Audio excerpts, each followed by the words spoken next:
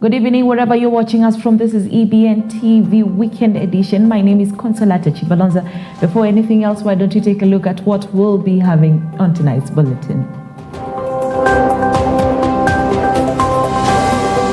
The floods experienced in different parts of the country will make a number of stories in today's bulletin.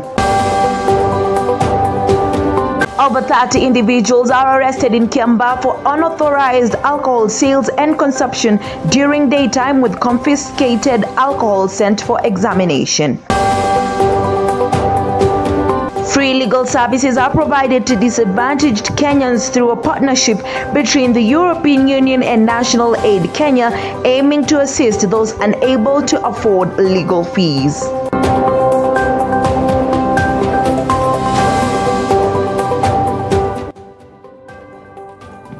Welcome. Now, the government has issued a flood warning for residents living around the 7 Forks dams. These dams, including Masinga, Kamburu, Gitaru, Kindaruma, and Kiambere, are at risk of overflowing and spilling over into adjacent areas within the next 24 hours. Isaac Mwaura, the government spokesperson, stated that all the dams under the 7 Forks dams are now at a total capacity, and there is a prediction of a massive overflow downstream within the next 24 hours. These dams, constructed to harness the potential of the Tana River, are situated at Masinga, Kamburu, Gitaru, Kindaruma, and Kiambere. Each of them has a power station. According to Mwaura, 76 people have already lost their lives, with 6 deaths occurring in the last 12 hours. Additionally, 131,450 individuals have been displaced, 29 have been injured, and 19 missing persons have been reported. Nairobi is currently experiencing the highest impact, with a significant death toll of 32 and 16,909 households being displaced. Now, the dams were constructed to regulate downstream floods. When one dam reaches capacity, excess water flows through the Tana River to the next dam until all 5 dams are filled.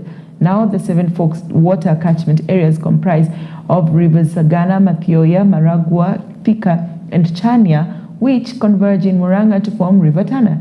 The first dam, Masinga, has a capacity of 1.56 billion cubic meters, while Kamburu holds 150 million cubic meters. Gitaru has a capacity of 20 million cubic meters, Kindaruma 12 million cubic meters, Kiambere 585 million cubic meters. Masinga's reservoir occupies a surface area of 120 kilometers squared. The dams are named 7 Forks from the 7 tributaries that the rivers split into between Gitaru and Kindaruma dams.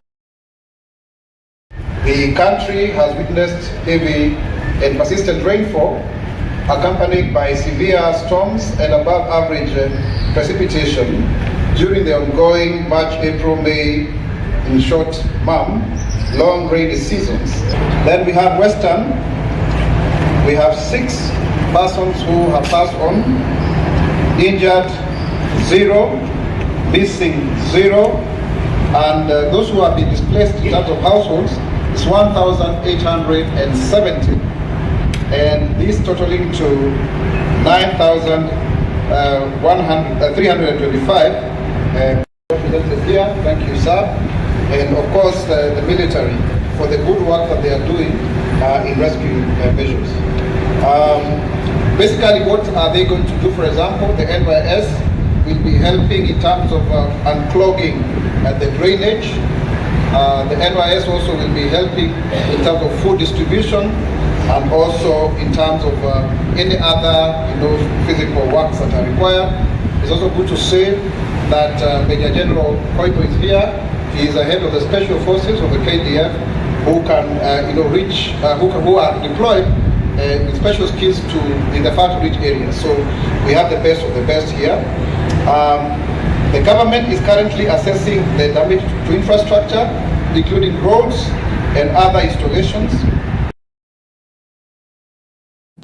Still on the floods, National Assembly Speaker Moses Wetangula has urged people living on riverbanks to vacate to avoid disaster caused by flooding at a time when heavy rains are pounding the country seriously. Wetangula asked families living in flood-prone areas to voluntarily move out to avoid loss of lives to the raging waters.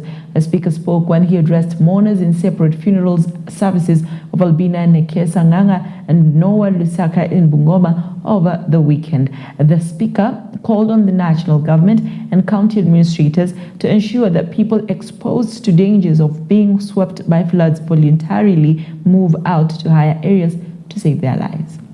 Sisi tunasema mvua ni afadhali kuliko kiangazi.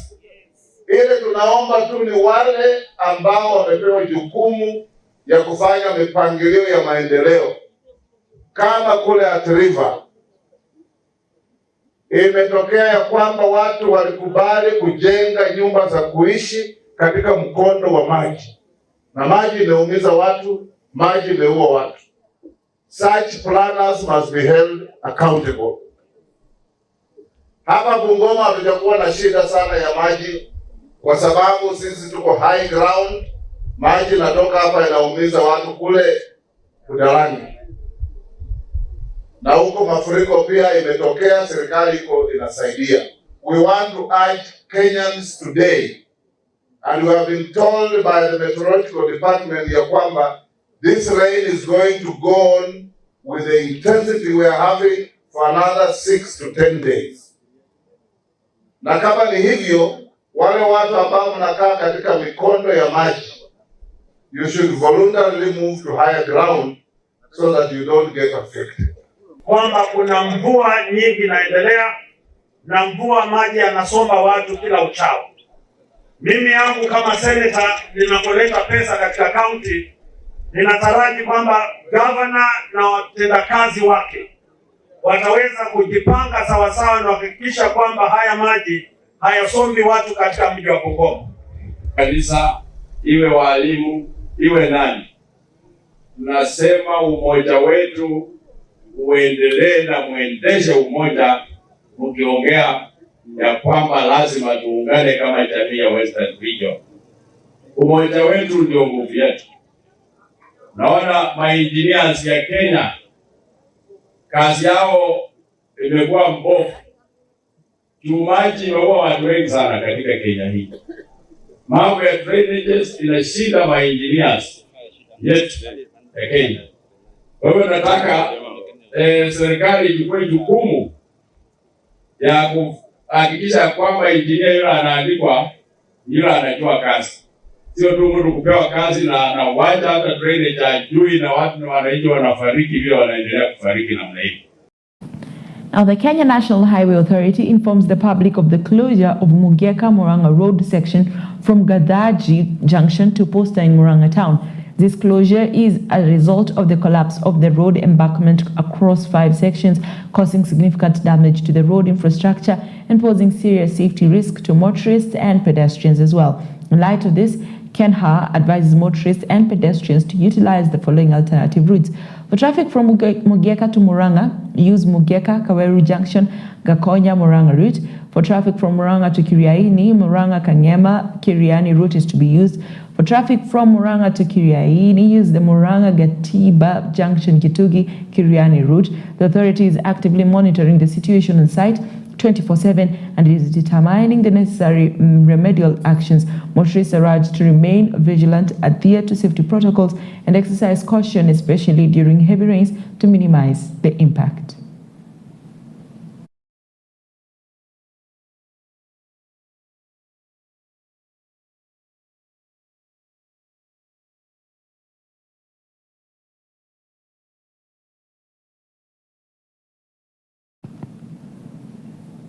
Kilifi County is staring at a humanitarian crisis as the river Sabaki busts its banks following increased volumes of water occasioned by heavy rains upstream. The heavy rain pounding Nairobi area, Machakos and Ukambani regions has caused havoc in those areas, and the rainwater from the area is being carried along the river Athi, which changes name to River Galana and later to River Sabaki as it enters the Indian Ocean in Malindi.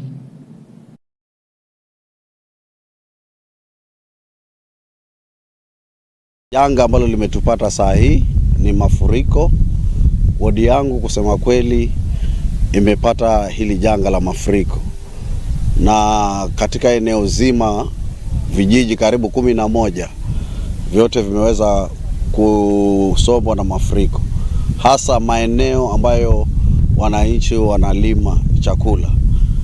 Hiyo maeneo yote maji yameingia, yamesomba kila kitu, yamebeba kila kitu. Saa hii wakazi wangu wa Magarini wadi, saa hii hakuna chochote ambacho wanametegemea. Juzi, jana, hata leo tumepeana chakula. Ni chakula tu cha kusaidia wale wananchi ambao hawajui waende wapi, kwa sababu kama nilikuwa ni chakula kutoka kwa mto, wanategemea mto katika hali ya ukulima, saa hii hakuna chochote ambao wanaweza pata. Katika sehemu zile ambazo zimeathirika zaidi kama kijiji cha Mangatini, Burangi, Sengerako na Mbaoni na Mfulani, hawa watu walikuwa wametegemea huo ukulima. Ikiwa saa hii mashamba yote yameenda, tutazidi kuongea na gavana ili tuone kwamba baada ya kwamba haya mafuriko yameisha, warudi tena mashambani. Kwa hivyo tutakaa na tuone kwamba serikali inatuwapa mbegu nyingi ya kutosha ili kuhakikisha kwamba wanarudia ukulima. Isipokuwa itachukua muda mrefu tu kidogo kwamba yale maji yaweze kutoka. Kwa saa hii maji bado yanaenda kasi sana. Mafuriko kwa saa hii imekuwa ni kama national disaster, tuseme hivyo, japo serikali sijui kama itatangaza kwa hivyo, lakini kwa hii sehemu yetu ya Chakama, huu mto umeleta athari kubwa sana kupitia hii mvua ama hii mafuriko ambayo tumepata. Kuna mashamba ambayo yalikuwa na chakula ambayo ilikuwa tayari kuvunwa na kuliwa. Hizo chakula zote kama ni mahindi, ni maboga, yote yameweza kusafirishwa ama yamebebwa na kupelekwa sehemu za kule baharini. Na pia vile vile imekuwa ni changamoto kwa sababu wale wa mama ambao walikuwa wakilima kule chini chini, zile mboga ambazo walikuwa wanazichuna na kuzipeleka sokoni, hiyo kwa saa hii hakuna na hayapatikane. Tunaomba gavana wetu pia akaweze kuliangazia hili jambo kwa zile sehemu ambazo zimeathirika ndani ya Kilifi. Gavana akaweze kuangalia na hakikisha kwamba kama ni madawa ambayo yanaweza kutumika kwa kutreat maji yakaweze kufikia watu kwa wakati ambao unafaa, zile sehemu ambazo zimeathirika sana, hususan hii sehemu ambazo zinalima huko. Finally, Kirinyaga Governor Anne Waiguru has activated all emergency disaster response interventions to deal with floods and other emergencies arising from heavy rains in the county. Waiguru further asked people living near Thiba Dam and areas downstream to remain alert because the water reservoir is filling up very quickly. There are fears that the dam could burst due to the ongoing torrential rains. A disaster monitoring committee has been put in place to actively monitor the situation in order to mitigate against possible disasters as well as implement prompt response where it is required. Just to remind you, the spokesperson of the government, Mr. Isaac Moura, has already confirmed that in the next 24 hours, at the rate at which the rains are coming down, the dam might be bursting. Lakini kwa sababu ya weather, kubalisha niseme jambo moja. Kila mahali nyingi sana za Kirinyaga is flooded. And we have been having the same problem here in Kagio. We have in various wards, Mokure, Kariti, Mwea is flooded. Mimi nataka kuwaomba kama wakaazi wa Kirinyaga mambo mawili. Ya kwanza, tusiblock njia ya maji. Kwa sababu kublock njia ya maji, tuseme tujenge karibu sana na mahali pale tunaita riparian, ndio inatuletea shida. Hii wiki kuna watu wengi sana kule Mwea ambao tumewachukua kutoka nyumba zao zikiwa flooded na wanalala in not very good circumstances kwa mashule. Kwa hivyo ningeomba ya kwanza ni to make sure that we all play our part. The county government imejitolea. Leo asubuhi tumeweka committee ya disaster ndio kwa sababu ya kumonitor na tuone vile tunasaidia kufungua maji. Lakini kama wakaazi wa town na vijiji, tafadhali tusaidiane ili tusiwe kwa ile njia ya maji ndio mafuriko ya kija, especially kwa sababu ya damu. Hii mvua imekuwa kubwa sana. Hata kule kwetu headquarter imeangusha mpaka fence ya headquarter. Kwa hivyo tunaomba kila mtu awe macho. Maji inaweza kuwa inakuja kutoka upande wa dam kwa sababu ya Thiba River ikikuwa flooded na ikifurika sana. Tukae macho, na wale ambao wako katika town, tafadhali let us make use of the dustbins so that we do not have paper and debris that is blocking to safeguard more lives.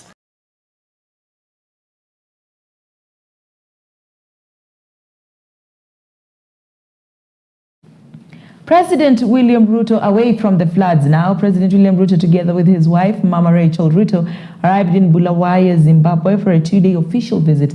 The president was received by his host, President Emmerson Mnangagwa. During the visit, President William Ruto is expected to attend the 64th International Trade Fair of Zimbabwe, where he will be the guest of honor. The visit also aims to strengthen diplomatic and economic ties between the two countries. During a meeting with his host, President Emmerson Mnangagwa, President Ruto thanked him for supporting Kenya's bid for the chairmanship of the African Union, contested by the leader of the Azimio la Umoja coalition, Raila Odinga. Your Excellency, Kenya is seeking Zimbabwe's support, having presented its candidate for the AU Commission Chair for 2025-2028 after the African Union Executive Council on the 15th of March this year unanimously adopted the decision that Eastern Africa region submit candidates for the AU chairperson. Kenya candidature is informed by the role that the country plays in enhancing our Pan-African agenda. I want to thank you, Mr. President, for your positive consideration of this matter, and I promise that we will work together towards a better Africa for all of us.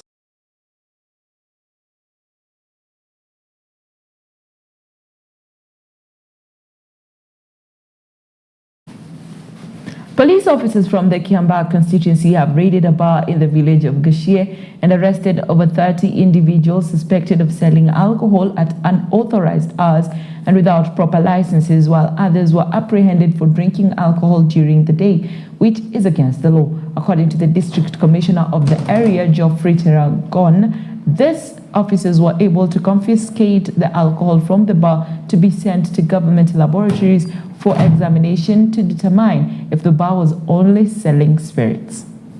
After having learned got a lot of information that there's a club within this area by the name Paradiso, which is operating throughout the day.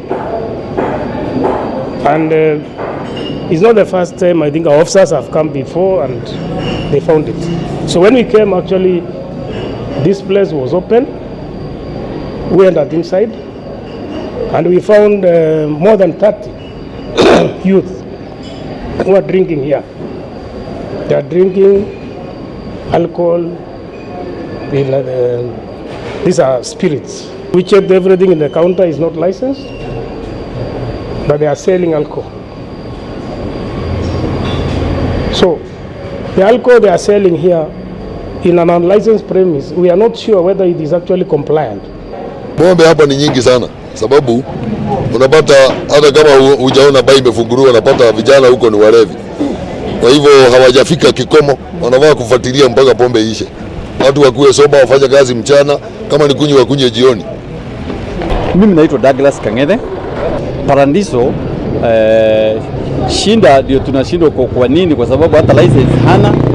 Ukikuja huku unakuta tu vita ni mchana, usiku, hata saa 6 ya usiku. Tumeiendeleza, tumeipunguza kwa sababu tumepigana na ile masaa inastahili. Ile vilabu ziko na license CT. Salama Wamboi, na ningependa kuomba wananchi, watoto wetu wameharibiwa na pombe. Jamani, masaa ya kazi, saa ile watu wako kazi, ndio unakuta watu wamelala kwa mitaro, wamelewa, ni walevi. Sasa unashindwa hata hizo pesa ulitafuta za nini za kusomesha mtoto. Mimi kama hapa ningetegemea watoto wangu wanisaidie, lakini wako wapi? Wamewezwa na pombe. Ni hivyo tu, wananchi mjaribu sana, mwache kuharibu watoto wetu. Ni hivyo tu.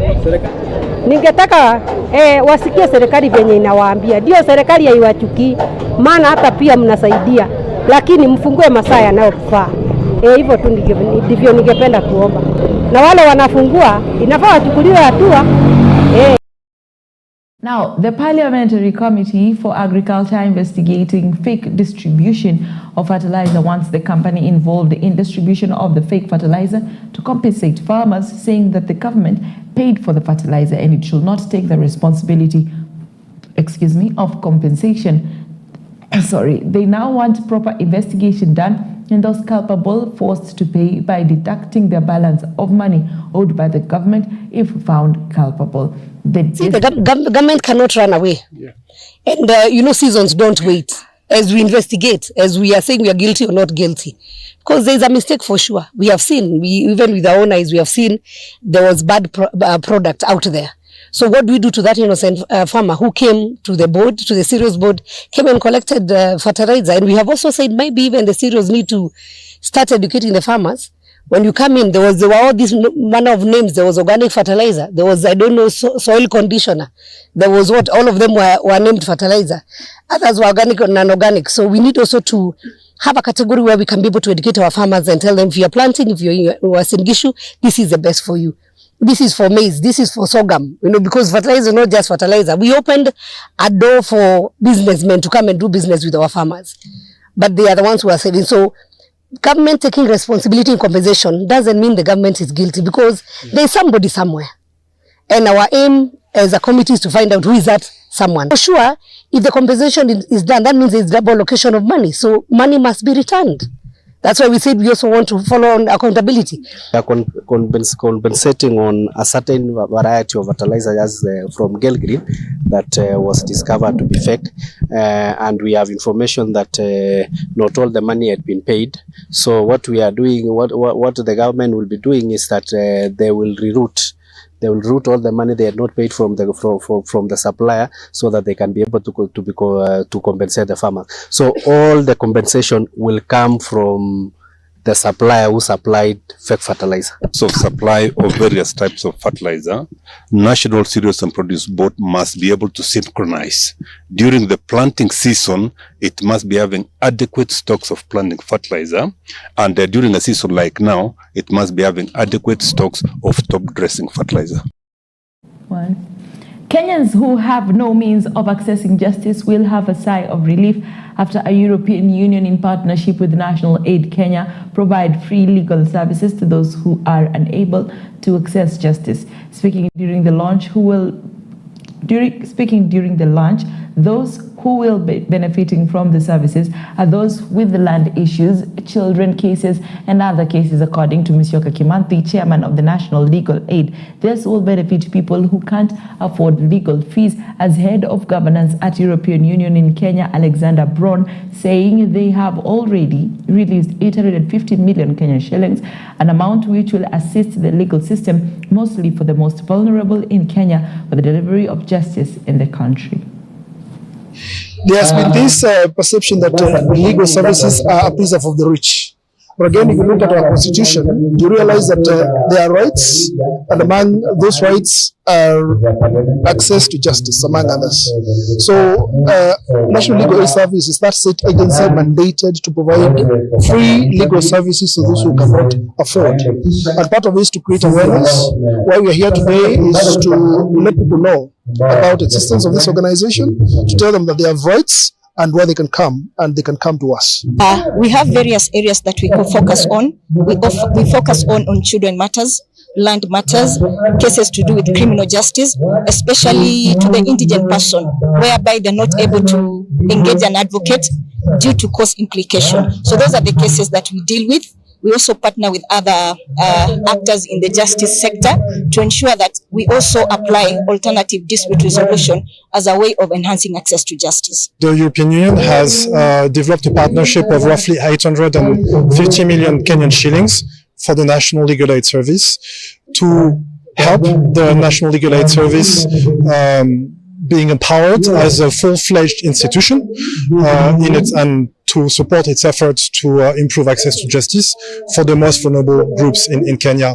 So that's where the European Union is coming from. We're trying to aim two things with this program. First, to increase access to justice for the most vulnerable groups, and second, to improve the efficiency of the justice system, starting from the police all the way to the prisons, with all the actors in between, in their efforts to deliver justice for the Kenyans. As schools are expected to reopen for the second term, students in Bungoma County continue to face the challenge of a shortage of teachers. It is also alleged that students in the county were unable to study some subjects in the previous term due to the shortage of teachers. These were highlighted during a forum bringing together students in the county to discuss some of the challenges they face in improving their results, while urging the government to intervene to ensure that they receive quality education. So the children here have been able to bring out issues that they want them addressed by governments. They are appealing for the government to improve infrastructure in their schools so that the learning environment in the schools are conducive for them to learn. They have also brought out issues of teachers not being enough. Children here have said that there are some subjects that they have not learned in their schools since the term started, and now they are starting a second term.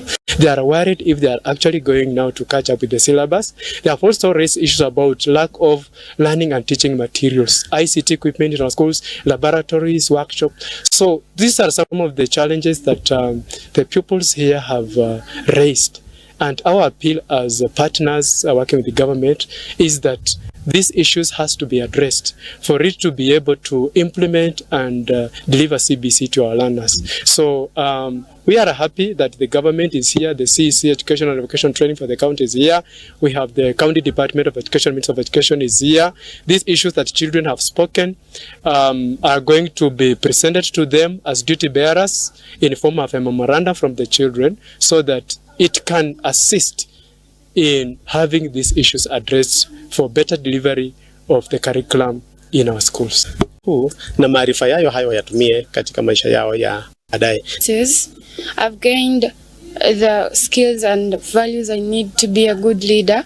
I've also gained knowledge on how kids in Kenya, maybe what is leading to their poor performance and how to abstain from it. I've also learned how to be a leader and the qualities of a good leader. Siaya Governor James Orengo criticized and questioned statements made by Public Service Minister Moses Kuria, suggesting the abolishment of permanent and pensionable terms for all public servants and approving contact terms.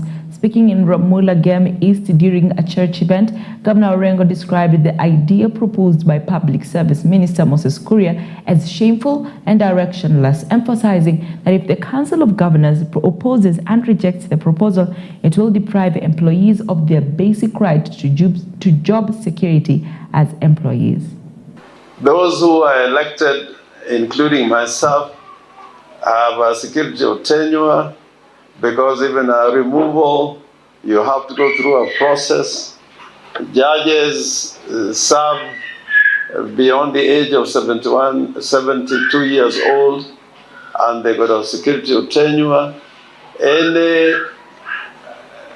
employment or engagement as a worker for any organization that is purely based on a contractual arrangement, and contractual arrangement includes being a casual.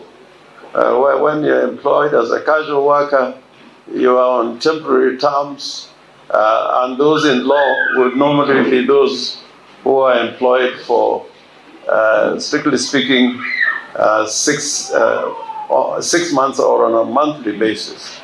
So that is a crazy idea, and I don't think any Kenyan who cares for our people and those who keep the government machinery running, that they will be employed on a contractual basis. That's a very crazy idea.